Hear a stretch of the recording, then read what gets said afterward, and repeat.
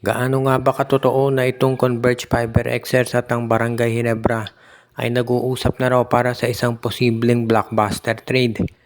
At baka daw mapunta dito sa Barangay Ginebra itong si Alec Stockton at ang kapalit ay si Sunny Steele.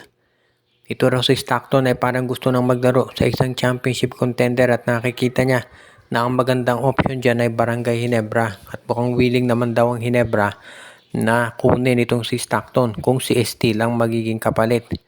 Sa tingin kasi ng Barangay Ginebra, yung laro ni Stockton pwede yan dito lalo na at injured itong si Scottie Thompson.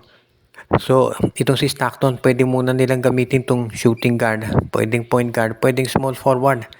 So, ang daming pwedeng position na magamit ni Alex Stockton pagdating dito sa Barangay Ginebra. Kaya siya gusto ring ma-acquire itong si Coach Tim Cone. Kaya sa tingin ko, magiging maganda talaga to para dito sa Gene Kings kung sakasakali nga na matuloy. At alam naman natin na ang mga nasabing players talaga magiging tinatawag natin. Tapos sila ay sigurado na magiging malakas para dito sa kanilang lineup. Kaya nga sa tingin ko magiging isa na yan dito sa aabangan natin pag nalipat si Stockton dito sa Barangay Ginebra. Kung sa bagay, ito naman si Alex Stockton talaga, no? Alam natin na isa yan dito sa mga tinatawag na mga players na inaasahan na magiging malaking contributor kahit saan mang team siya mapunta. Imagine ninyo kung nasa Ginebra si Stockton, pwede yan na magsabay sila ni RJ Abarientos doon sa guard position. Maganda yung magiging scoring dyan. Tapos si Scottie Thompson pag okay na siya, pag wala ng injury. At isa pa, no? Itong si Stockton, alam natin matinding defender yan.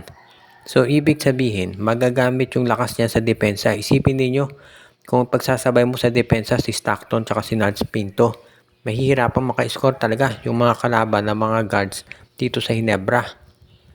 At ngayon naman, ang isa pa nating balita, nagsisisi kaya itong si Maverick Hanmisi doon sa request niya na matrade sa Ginebra at ngayon ay biglang nag-champion. Kung nyo maalala, ito si Maverick Hanmisi, nag-request sa Ginebra na i-trade siya. Kaya ang Ginebra, tinrade siya at si Aljon Mariano sa terra firma kapalit ng first round draft pick nila. Wala namang balak ang Ginebra na i-trade to si Hanmisi pero si Maverick daw ang nag-request. So ngayon yan ang nangyari, napunta siya sa terra firma. At ngayon ang Ginebra naman nag-champion. So hindi kaya para magsisisi itong si Maverick. Anyway, kung gano'n naman yung nangyari, no, na-trade na siya sa terra firma at kung maganda naman ang papakita ni Maverick sa tingin ko, baka may makakuha pa rin dyan na ibang team eventually. Dahil siyempre, kung yung kapatid niya si Jerry kinuha ng San Miguel, baka to si Maverick meron kumuha dyan ibang team. And of course, alam natin na baka eventually, baka kung wala nang kumuha team sa PBA, pwede naman niya mag-MPBL. Dahil ang balita natin, malaki din daw yung mga salary na binibigay dyan sa MPBL ng mga teams. Kaya mukhang ganyan talaga magiging sitwasyon ngayon dito sa karera ni Maverick Hanmisi. No? Hindi ako magugulat kung talaga babalik pa rin dito sa ibang PBA teams. Fairness, maganda nilalaro ni Maverick. Kaya hindi na ako magugulat kung talagang ito si Maverick Hanmisi, kunin pa rin yan ng ibang mga team sa PBA.